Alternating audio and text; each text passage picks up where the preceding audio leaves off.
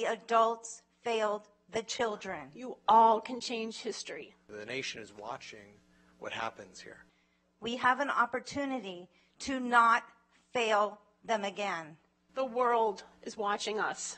12 days ago, 18 hours and 56 minutes ago, I was on the floor scared for my life because someone walked into my school with an automatic weapon.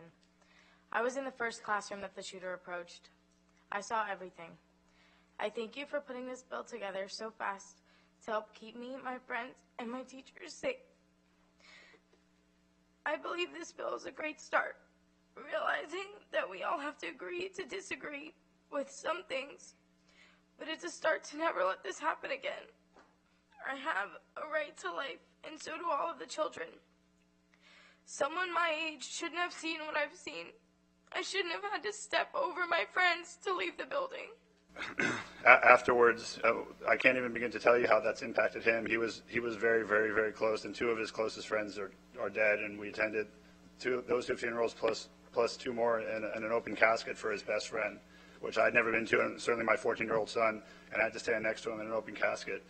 What I'm saying is that I couldn't have imagined that there would be an assault weapon in the school that was firing off at that rapid speed.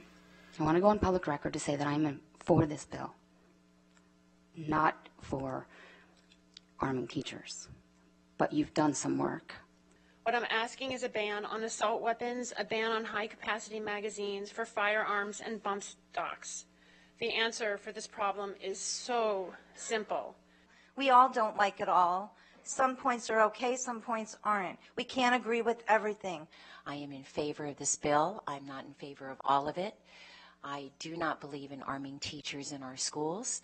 My son is Scott Beagle, the geography teacher and cross-country coach who was murdered senselessly on February 14th. My son Scott became a teacher to teach. He did not become a teacher to be a law enforcement officer. Could you imagine a situation where 5 or 10 civilian teachers with drawn weapons are in the halls in pursuit of the active shooter when law enforcement arrive? How would the law enforcement differentiate between the active shooter and the teacher? I've been a gun owner since I've been 12 years old. You are not abridging my right to a weapon if you take away assault weapons. If you can't legally buy a beer in Florida, why should you be able to obtain a weapon of war that can kill people? I come to you in any political manner. I come to you as a father of children in this state, and I ask you one simple question that my children have asked me, and they're not political. They ask a simple question: why do we have assault weapons? And I can't answer that question, and I've had debates with some very intelligent people on both sides of the aisle. And the response seems to be things like I use them to hunt or I use them for target practice.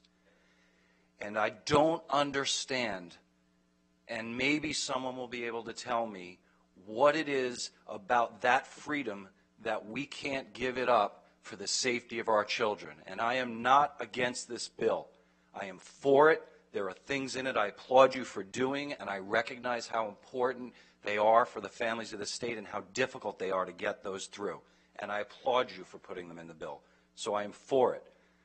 But remember, we go back to Parkland, these extremely articulate children who've been in front of you last week are going to ask us, what was the answer to why we have these assault weapons?